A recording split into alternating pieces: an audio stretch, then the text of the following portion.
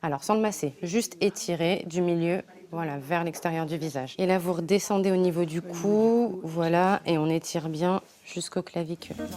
Florence est esthéticienne. Titulaire d'un CAP, elle complète régulièrement sa formation par quelques stages pratiques. Mais la jeune femme n'est pas tout à fait une élève comme les autres, puisqu'elle est non-voyante. C'est un nouveau métier qui s'ouvre pour les personnes déficientes visuelles en l'occurrence. Donc à l'époque, on m'avait dit qu'il y avait que des formations kiné pour les non-voyants et moi je voulais pas du tout donner dans le thérapeutique, je voulais rester sur le côté bien-être. Ça nous ouvre la porte effectivement de tout ce qui est métier de l'esthétique vu que le CAP est obligatoire pour travailler en tant qu'esthéticienne. Il y a 2 ans, cette prestigieuse école a ouvert son CAP aux déficients visuels, une grande première en France. Une vingtaine d'élèves comme Florence ont ainsi pu être formés au métier d'esthéticienne. Pour les professeurs, il a fallu s'adapter à ces drôles d'apprentis.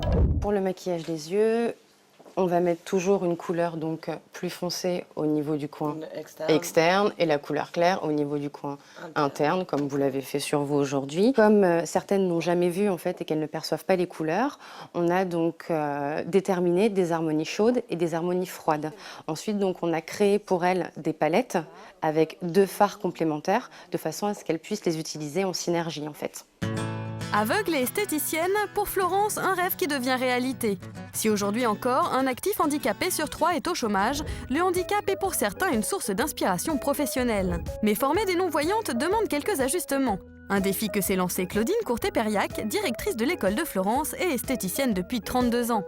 Bien sûr, on a dû adapter un certain nombre de documents, entre autres, puisqu'il faut qu'ils soient en relief pour les personnes malvoyantes et non-voyantes, et formulés en braille. On se sert aussi de ce mannequin, là, où, au toucher, elles peuvent sentir les différents muscles. Mais surtout, Claudine a souhaité éviter tout traitement de faveur. Maquillage, épilation, mais aussi réflexologie plantaire, modelage ou gommage, toutes ces apprenties non-voyantes suivent les mêmes cours que les autres. Ça a apporté aux élèves aussi un regard sur l'handicap au quotidien, donc je pense que quelque part aussi ça fait évoluer les mentalités. Et le succès est au rendez-vous. Comme Florence, toutes les élèves de Claudine ont obtenu leur CAP brillamment et plus de la moitié d'entre elles ont décroché un contrat de travail dans le secteur de l'esthétique. Comme d'habitude, si je vous fais mal, vous me le dites. Ah bah là je ressens plus rien, je l'évite. Florence a ainsi été embauchée dans ce spa. Elle y travaille à temps plein depuis son ouverture il y a 6 mois et de nombreux clients semblent déjà conquis par son savoir-faire. Bon alors, tout se passe bien, j'ai cru comprendre qu'on était complet aujourd'hui et demain. Didier Roche est non-voyant. C'est lui qui a monté cet institut en plein cœur de Paris. Ici, toutes les esthéticiennes sont mal ou non-voyantes, mais surtout certains massages sont dispensés dans le noir. On a voulu, nous, expérimenter un univers sensoriel particulier qui est celui du noir, parce qu'il propose aux personnes qui viennent dans le spa de s'interroger sur le poids du regard et de vivre une expérience sensorielle différente. Pour travailler dans le noir absolu, les meilleurs, à notre sens, ce sont les personnes handicapées visuelles. En effet, dans l'Institut, Florence est comme un poisson dans l'eau. Difficile même d'imaginer qu'elle est aveugle. Il faut dire qu'ici, rien n'est laissé au hasard.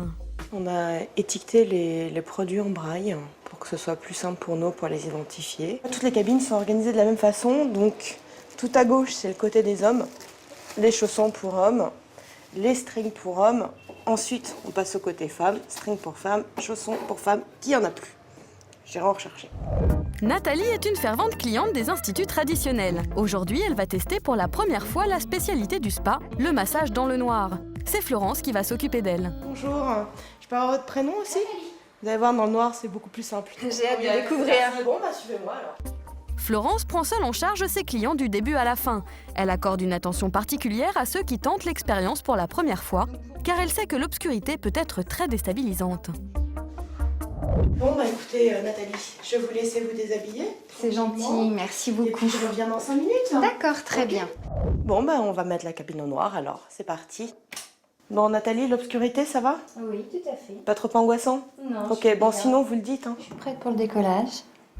L'esthéticienne suit un rituel précis tout en délicatesse, ce qui n'est pas pour déplaire à Nathalie. En fait, ce qui est important, c'est comme le client ou la cliente ne nous voit pas du tout arriver.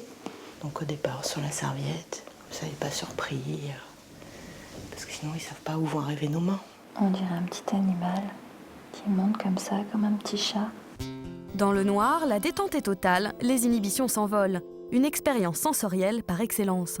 Non seulement on n'est pas vu, mais en plus on ne voit pas non plus. Il n'y a aucun retour. Il n'y a pas du tout d'effet miroir. Je me concentre plus au massage. Je ressens que c'est main. C'est-à-dire qu'en fait, le visuel prend 70% de votre temps de cerveau. Donc quand on le coupe, il y a beaucoup plus de place pour le reste. C'est ça que je voulais ressentir, un toucher vraiment différent. Oh, je suis ravie. La séance terminée, Florence prépare Nathalie en douceur à retrouver la réalité. Donc vous ferez attention par contre en sortant, vous vous rappelez qu'il y a de la lumière dans le monde extérieur, en dehors de la bulle. Moi, je suis bien, sans lumière. Mais non, il y a de la lumière, donc pour pas avoir mal aux yeux, il faut regarder vers le bas. À 90 € l'heure, ce massage insolite coûte un peu plus cher qu'un massage classique. Mais selon Nathalie, entre les deux, c'est le jour et la nuit.